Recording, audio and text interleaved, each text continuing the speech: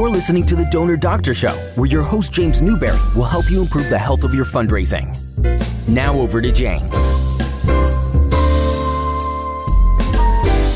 Hey, this is The Donor Doctor, and I'm with my son, and we recently visited Tiger Haven, which operates a great cat sanctuary in East Tennessee. They have over 250 lions, tigers, and leopards. And what was your favorite, Jonathan?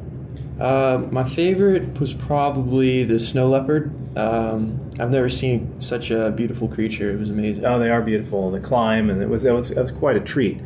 Now she's been in the business for 25 years. It's impressive to survive, and at one time she had over 350 great cats. But it's been a struggle. For sure. There's a couple of things she had. Of course, she had a fire, which I mentioned in the interview that's coming up. She's also had regulation issues. It was approved, but then some local people didn't like having a great cat sanctuary close by. So she won before the Tennessee Supreme Court, but that was one ordeal. Another problem was that she raised most of her money through direct mail. And the danger of doing that is your cost ratios are going to be higher than what many people find are acceptable. So she had somebody else come by and says, well, I can cut your costs. And they did that by not having personal letters and things like that. Mm-hmm. But it was a disaster. And she says it's devastating. I probably didn't develop that. And so these are her words. And she talks about how when she tried this other vendor, she lost $400,000. In other words, she raised $400,000 less than she did with Wendy doing her fundraising the year before. Yeah. So that was a huge difference, almost forced her out. And I think the lesson here is before you make a change in agencies or any kind of thing, you should test. Test before you leap. Because you don't know. The person might have been sincere. They might have thought that they could do as good a job. But the one thing that he said that should have made her wonder was anybody can write the letters. Well, that's not the case. I read one of Wendy's other letters here before, and she's quite good. In fact, I found this one from the emergency, which was the fire in year 2000. I'll just read a small part of it, but to give you an example, not everybody can write this. The overline or Johnson box was, urgent call for help. Fire kills 4 great cats. Rumors the county will try to use fire to force Tiger Haven move. Need your immediate help to keep our great cats safe. And then, dear Mr. Newberry, desperately need your help now, more than ever. 4 tigers dead in huge fire that also destroyed our home. Home not insured, but that's not important. Loss of beloved tigers a tragedy. Terrified the county will use fire to double their efforts to force Tiger Haven to move. Hearing scheduled for November 15th. Need your help right away. And then I'll read at the end. I beg you, please sign your letter of support right now and send it back, along with your most generous gift ever, to Tiger Haven at this desperate time. Lost everything, photos, communication radios, family treasures, don't even have a toothbrush. We mentioned that. But those don't matter. We can't lose Tiger Haven. Can't risk any further pain and fear for our great cats. Please say you'll help us today.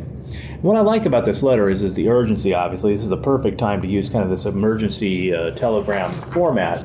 But she also even has an involvement device, which is, of course, the note to the supervisors in the county. Anyway, the interview is coming up. Again, I think the 2 lessons or 3 lessons I would say from Tiger Haven, she does not believe in having visitors to her sanctuary. Because she thinks that these are animals that are part of the photo cubs or from circuses, and she doesn't want, and many times they've had a rough life, and she doesn't want them to be abused or sold for a profit, if you so to speak. Yeah. Now, other people don't believe in that, and everybody's entitled to their own views on that. The problem is when you're not open to the public, you don't have that funding like most sanctuaries might, or like a museum like Colonial Williamsburg. So she's been more reliant on other kinds of fundraising. I mentioned bingo. She said, well, that's illegal in Tennessee, because I have another client that does a lot of bingo. So she's had a harder time raising funds. Now, she is somebody who only pays. I looked up, when Wendy asked me to take the account, I looked up how much money she paid because, I like to know, how dedicated the people are. She's a modest salary of $45,000. Nobody would say that she's not totally dedicated. You've met her, she's very dedicated. She's a very nice woman. Yeah, I mean, there's no question she's dedicated. But I think she made a couple mistakes that I'd like to warn you. One was trying another agency without testing them first. I mean, if you have like $1 million, somebody's bringing you in $1 million, you need to test this other guy that he's better before you abandon the first one. So that was one mistake. I think another mistake, she was very good at mentors for taking care of tigers. She's an expert at that. I don't think you can offload all your fundraising. You need to really be knowledgeable. Maybe if not an expert, I think you need to get close to being an expert if you're going to run an organization. You can't offload all that. Mm-hmm. So those are some of the things that I learned that I'd like you to learn from her example. Hey, she survived 25 years, and this is a success story. Yeah, do you think there's anything that she does that they should learn from? Well, I went down there and I told her, listen, you need to branch out. You need to get more high dollar fundraising. You need to do more like online auctions. She has an email base. I'm going to try to get her cost of fundraising ratios better. Mm-hmm. I think she needs to do that. It's a little bit hard because most people, before they give $500,000 or whatever, they want to see the place, and of course she's close to the public, so that is a little bit. And she's there all the time. She's kind of married to the tigers, so to speak. So it's a little bit. She is willing to do it, but I think that the lesson here is don't rely solely on direct mail or primarily. If Mm-hmm. Your cost ratios are going to be bad. Don't offload. You really need to become an expert. She's an expert on the tigers. Maybe she hasn't done enough on cultivating her donors. She has made an effort, obviously, but she could do more. Those are the lessons that I've learned from her. But hey, it's a success story. She's the thing that I actually was most impressed by her was that she had all those tigers that had died there. When we went to she had cremated, and she had the pictures of it's over 100 great cats of all kinds. It really shows she cared. She definitely cares, and she was interested in trying these things. Most people are not experts. They have a passion. They want to, rescue kids from, runaway kids or whatever it is. They don't have as much of a passion for the fundraising. But without the fundraising, you can't do the mission. So mm-hmm. you owe it to your cause, whatever it is, to become knowledgeable. And anyway, that's all I have to say. Here's the interview next. Bye. Hello, this is the Donor Doctor, and I'm here with Mary Lynn of Tiger Haven, who has been in business, or rather rescuing big cats for 25 years now. Is that right? That's correct. And what was your first big cat? It was India, a big cat that was with a, quote, trainer that had been abused severely. Oh, okay. And I didn't start out a large sanctuary. I was going to rescue that one animal from being abused. So right now you've had as many as 350 great cats, as I understand. Yeah, right at that. And you're around 255 now? Yeah, we've been here 25 years, so some of the older animals have passed on. They don't live that long. And you were telling me the big problem is that people they want to get their picture with a photo cub. And then after that, there's a lot of unscrupulous people who they just get rid of them, or legally they can only use them till they're 25 pounds. Right. Some of them, and there's a lot of bad people out there in the world, will even underfeed them to keep them under that weight limit. So they're not necessarily healthy animals either. They come to us. They go to the malls. They go to fairs. Right. It's not legal in this state, but other states they are allowed to do that, and it is licensed by the federal government under their exhibitor's permit. They are allowed to do that. No. After 25 pounds, they're basically throwaway. You've got another 20 years of feeding and housing an animal that has just made you a lot of money. Right, but it's a sordid business. They just keep them coming, and they really don't care about them. It's a commercial activity, yes. Yeah. There is legislation to outlaw these, but it hasn't passed.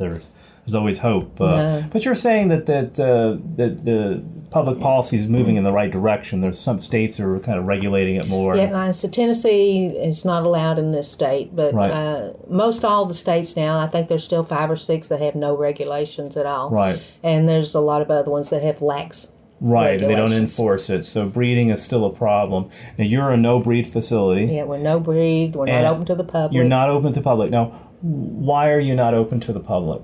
Well, to me, the definition of a sanctuary is not a commercial activity. There's not a lot of difference in my mind between a roadside zoo and a sanctuary if they're open to the public. Right. I understand that. But that kind of makes it a little bit harder for you because you're not getting like the fees that say maybe another Right. group Most would have. people are open to the public for funding, and that is not included in fundraising on Right. taxes, etc. So it does make it look like we spend more on fundraising when I don't think that's necessarily the case. It's just how it's categorized. That's right. Now, I spoke earlier with Wendy Newman, who was your direct mail fundraiser for a long time. Of course, Wendy was brilliant, and she had a picture of the Kalahari Yes. that was kind of hard to look at, and but it was a very successful mail piece, as I recall. Did you get a lot of complaints with that? Yes, it did. And it was hard to look at him when we were there rescuing him, too. But That's right. That's he something to became consider. a beautiful animal once we got him out of the situation. Sometimes things are hard that you have to deal with. Yeah, you have the great before and after as Right. a powerful. And you have to get people's attention. I think I have heard that the Humane Society, there's a dog picture of a dog leaning up against the wall, which is horrifying, just skin and bones, but I think that was one of their most successful fundraisers. Oh, I mean, they've had the Humane Society International. They had one of clubbing a seal. Of course, the ASPCA ad with Sarah McLachlan, the music ad. So Yes, very compelling. Compelling. Do you have to turn the channel when you're seeing it? I imagine so. Yeah. But yeah, none of us like to look at it, but it's kind of like so many people go by a wreck and they throw their hand over their face and peek through their fingers. I mean, you're drawn to see what's going on.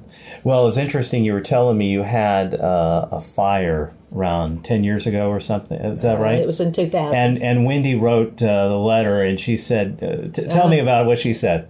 I don't have anything left. I don't have any clothes. I don't even have a toothbrush. I don't even have a toothbrush.